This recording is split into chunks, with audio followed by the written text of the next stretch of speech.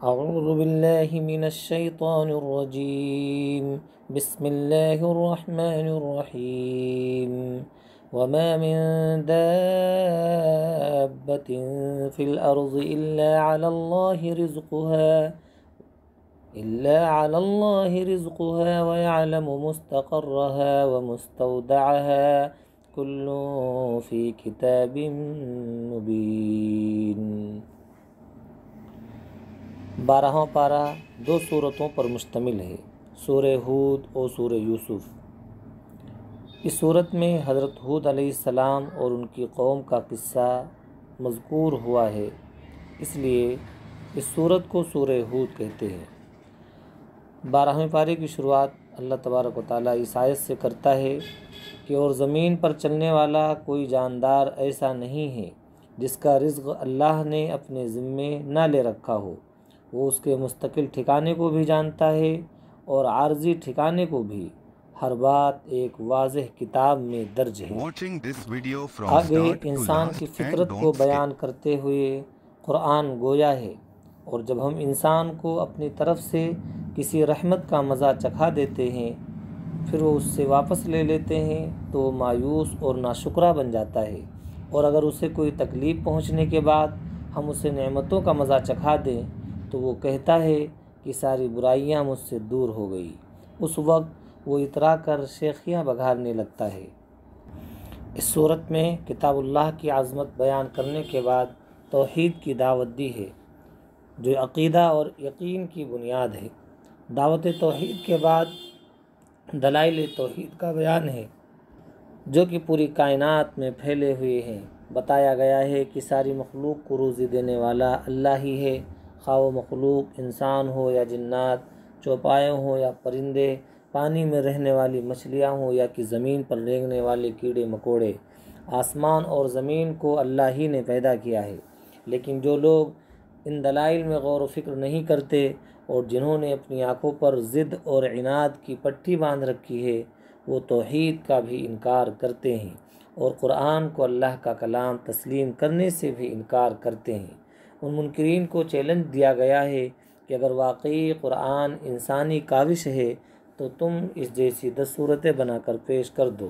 آیت نمبر 13 میں ہے۔ بار پورے قرآن کے لانے کی مثال، دوسری بار قرآن جیسی 10 صورتیں لانے، اور تیسری بار سورہ بقرہ میں قرآن کریم جیسی صرف ایک صورت بنا کر لانے کا چیلنج دیا گیا تھا، اور سورہ طور کے اندر فَلْيَأْتُوا بِحَدِيثٍ مِثْلِهِ کہہ کر کے یہ کہا گیا کہ اس جیسی ایک ہی بات کوئی پیش کر دے۔ انسانوں کے 2 گروہ۔ پہلا گروہ وہ ہے جن کی زندگی اور جہد و عمل کا ہدف صرف دنیا ہے، وہ ہر وقت اسی زندگی کو زیادہ سے زیادہ آرام دہ بنانے کی فکر میں لگے رہتے ہیں اور کبھی بھولے سے بھی انہیں آخرت یاد نہیں آتی۔ دوسرا توفیق یافتہ گروہ وہ ہے جو دنیا کے لیے بھی تگ و دو کرتا ہے مگر اس کی کوششوں کا محور آخرت ہے، وہ اخروی زندگی ہی کو سامنے رکھ کر دنیا کی زندگی گزارتا ہے۔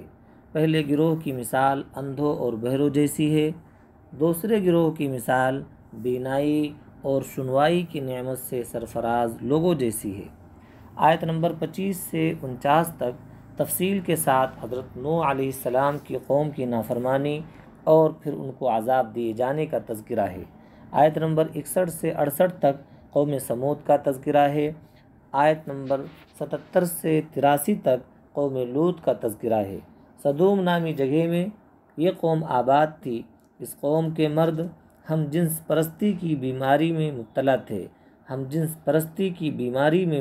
تھے، شاید اسی لیے پیچھے کے راستے سے شہوت پوری کرنے کو انگلش میں سوڈومی کہتے ہیں۔ بعض حضرات کا کہنا ہے کہ بحر میت، ڈیڈ سی، انہی لوگوں کی بستیوں کے الٹنے سے پیدا ہوا ہے، ورنہ کسی بڑے سمندر سے اس کا رابطہ نہیں ہے۔ یہ حالات و واقعات غیب کی خبروں میں سے ہیں جو ہم تمہاری طرف بھیجتے ہیں، اس سے پہلے نہ تو تم ان کو جانتے تھے اور نہ ہی تمہاری قوم جانتی تھی، بس صبر کرو، پرہیزگاروں ہی کا انجام اچھا ہوتا ہے۔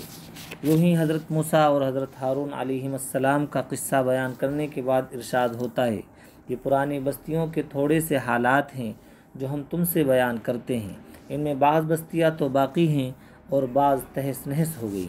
ان واقعات میں ایک طرف تو عقل و فہم اور سمع و بصر رکھنے والوں کے لیے بے پناہ عبرتیں اور نصیحتیں ہیں، تو دوسری طرف حضور اکرم صلی اللہ علیہ وسلم اور مخلص اہل ایمان کے لیے تسلی اور ثابت قدمی کا سامان اور سبق ہے۔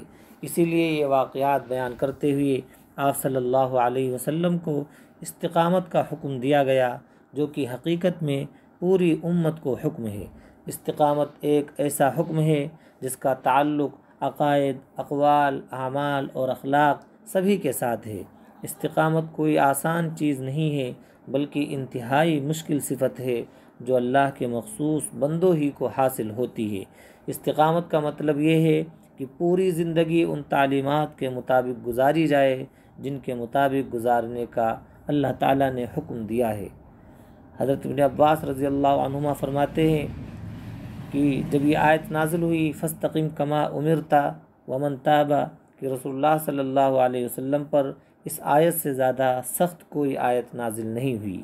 صحابہ اکرام نے ایک موقع پر ریش مبارک میں چند سفید بال دیکھتے ہوئے عرض کیا، یا رسول اللہ، آپ پر بڑھاپا تیزی سے آ رہا ہے۔ تو آپ صلی اللہ علیہ وسلم نے فرمایا کہ مجھے ہود اور اس جیسی دوسری صورتوں نے بوڑھا کر دیا ہے۔ مفسرین کہتے ہیں کہ آپ کا اشارہ سورہ ہود کی اسی آیت کی طرف تھا جس میں آپ کو استقامت کا حکم دیا گیا ہے۔ علماء ربانیین نے استقامت کو عین کرامت قرار دیا ہے، اور صحیح بات تو یہ ہے کہ استقامت سے بڑھ کر کوئی کرامت نہیں ہے۔ آیت نمبر 116 کے مطالعے سے پتہ چلتا ہے کہ عام طور پر کسی قوم پر اللہ کا عذاب اس وقت نازل ہوتا ہے جب اس کے اندر دو خرابیاں پیدا ہو جاتی ہیں۔ پہلی خرابی یہ کہ ایسے درد مند اور ہوش مند لوگ نہیں رہتے جو انہیں فتنہ و فساد سے منع کریں، روکیں۔ دوسری خرابی یہ کہ وہ قوم حد سے زیادہ عیش پرستی اور گناہوں میں مبتلا ہو جاتی ہے۔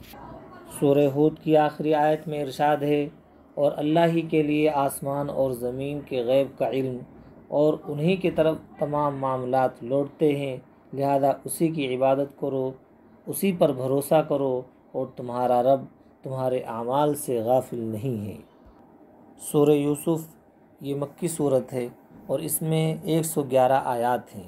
بعض روایات میں ہے کہ کچھ یہودیوں نے حضرت صلی اللہ علیہ وسلم سے یہ سوال کروایا تھا کہ بنی اسرائیل کے لوگ جو فلسطین کے باشندے تھے مصر میں جا کر کیوں آباد ہوئی؟ ان لوگوں کا خیال تھا کہ آپ کے پاس چونکہ بنی اسرائیل کی تاریخ معلوم کرنے کا کوئی ذریعہ نہیں ہے، اس لیے آپ اس سوال کا جواب نہیں دے پائیں گے، اور اس طرح آپ کے خلاف یہ پروپیگنڈا کرنے کا موقع مل جائے گا کہ آپ معاذ اللہ سچے نبی نہیں ہیں۔ اس سوال کے جواب میں اللہ تعالیٰ نے یہ پوری سورہ یوسف نازل فرما دی۔ حضرت یعقوب علیہ السلام نبی تھے اور ان کا دوسرا نام اسرائیل بھی تھا۔ ان کے 12 صاحبزادے تھے، جن میں حضرت یوسف اور بنیامین سگے بھائی تھے، باقی دوسری ماں سے تھے۔ انہی کی نسل سے بنی اسرائیل کے 12 قبیلے پیدا ہوئے۔ حضرت یوسف علیہ السلام ان میں سے غیر معمولی طور پر حسین تھے۔ ان کی سیرت اور صورت دونوں کے حسن کی وجہ سے والد گرامی ان سے بے پناہ محبت کرتے تھے۔ محبت کی ایک وجہ آپ کا اور آپ کے بھائی بنیامین کا سب سے چھوٹا ہونا بھی تھا، جبکہ دونوں کی والدہ بھی انتقال کر چکی تھی۔ چھوٹے بچے سے محبت انسان کی فطرت ہے۔ حضرت حسن رضی اللہ عنہ کی بیٹی سے سوال کیا گیا کہ آپ کو اپنے بچوں میں سب سے زیادہ کس سے محبت ہے؟ انہوں نے جواب دیا، چھوٹے سے جب تک کہ وہ بڑا نہ ہو جائے، غائب سے جب تک کہ وہ واپس نہ آ جائے، اور بیمار سے جب تک کہ وہ تندرست نہ ہو جائے۔ اس محبت کی وجہ سے بھائی حسد میں مبتلا ہو گئے۔ وہ اپنے والد کو تفریح کا کہہ کر کے حضرت یوسف علیہ السلام کو جنگل میں لے گئے اور آپ کو کنویں میں ڈال دیا۔ وہاں سے ایک قافلہ گزرا، انہوں نے پانی نکالنے کے لیے کنویں میں ڈول ڈالا تو ڈول میں سے آپ نکل آئے۔ قافلہ والوں نے مصر جا کر بیچ دیا۔ عزیز مصر نے خرید کر گھر میں رکھ لیا۔ جوان ہوئی تو اس کی بیوی آپ پر فریفتہ ہو گئی۔ اس نے برائی کی دعوت دی، آپ نے اس کی دعوت ٹھکرا دی۔ عزیز مصر نے بدنامی سے بچنے کے لیے آپ کو جیل میں ڈلوا دیا۔ قید خانے میں بھی آپ نے دعوت توحید کا سلسلہ جاری رکھا، جس کی وجہ سے قیدی آپ کی عزت کرتے تھے۔ بادشاہ وقت کے خواب کی صحیح تعبیر بتلانے کی وجہ سے، صحیح تدبیر بتلانے کی وجہ سے آپ اس کی نظروں میں جچ گئے۔ اس نے آپ کو خزانے، تجارت اور مملکت کا خود مختار وزیر بنا دیا۔ مصر اور گرد و پیش میں قحط کی وجہ سے آپ کے بھائی غلہ حاصل کرنے کے لیے مصر آئے۔ ایک دو ملاقاتوں کے بعد آپ نے انہیں بتا دیا کہ میں تمہارا بھائی یوسف ہوں۔ پھر آپ کے والدین بھی مصر آ گئے اور یہیں آباد ہو گئے۔ Please subscribe, like and share this video, and hit the bell icon for latest update of video.